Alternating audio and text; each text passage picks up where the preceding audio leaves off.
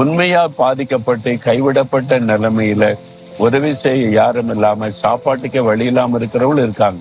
இது எப்படி கண்டுபிடிப்பீங்க? நம்ம போகிற வழியில அதெல்லாம் ஆராய்ச்சி பண்ணி கொண்டு இருக்க முடியாது. தர்மம் எடுக்கிற ஒருத்தரை பார்க்கும்போது தாராளமாய் நீங்க தர்மம் செய்யுங்க, தான தர்மம் செய்யுங்கன்னு ஆண்டவர் சொல்லி இருக்கிறார். மற்றவங்க மேல ஒரு இரக்க குணம் இருந்தாதான் தான தர்மம் செய்கிற சுபாவம் இருக்கும். அதனால இயேசுவை போல நமக்குள்ள அந்த இரக்க குணம் இருக்கிறதற்கு நம்ம ஜெபிக்கணும். நீங்க இந்த வருஷத்துல எத்தனை பேருக்கு தர்மம் செய்திருக்கிறீங்க?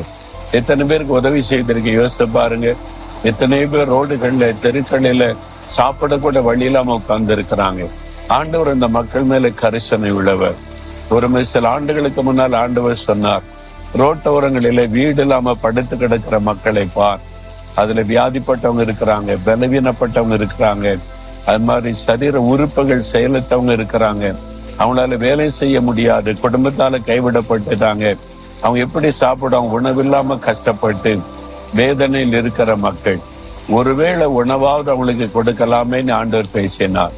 அந்த இரக்க குணத்தை ஆண்டவர் உண்டாக்கினதுனால இப்ப மதுரை, சென்னை, திருச்சி இதுல தினமும் ஒரு நாளைக்கு 15,000 பேருக்கு இரவு உணவு வழங்குகிறோம்.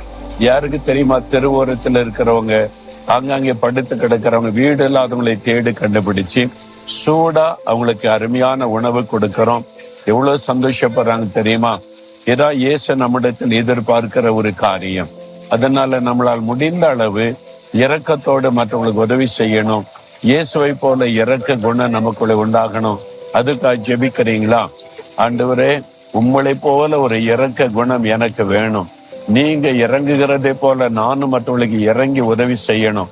இன்றைக்கு யாருக்காவது நான் உதவி செய்ய சரியான ஆளை எனக்கு காண்பியும்.